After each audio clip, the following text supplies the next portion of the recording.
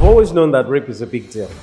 Many centuries ago, many years ago, but nobody paid attention to it. Or maybe they did, but they didn't pay keen attention to it. Rape is a pandemic, I believe. And one of my Twitter handles, I mentioned that it is a pandemic, and one pandemic that the world has not gotten a cure for. Many of us don't understand what it does to our economy. Many of us don't understand what it does to the psyche of our future.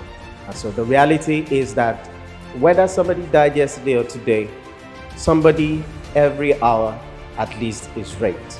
And so the question is, how much attention are we paying to it?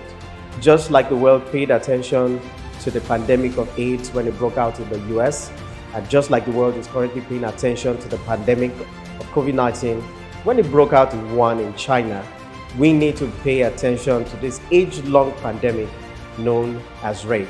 It has to be about you and I not keeping quiet when somebody around us is abused.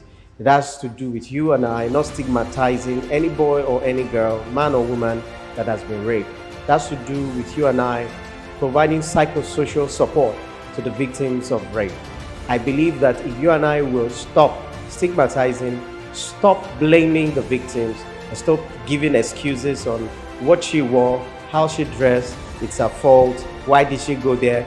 Asking these questions and more, if you and I will cease from doing this, then we can drag rape down. It goes beyond regulations, legislations. It is you and I that will make sure that even though the laws are there, we empower the laws to make sure that we drag down this pandemic rape. And remember that I said that as the world is paying attention to the COVID-19 pandemic, and as the world that paid attention to the pandemic of AIDS when it broke out in the US, we have to unanimously pay attention to this age-long pandemic of rape, sexual and gender-based violence amongst us.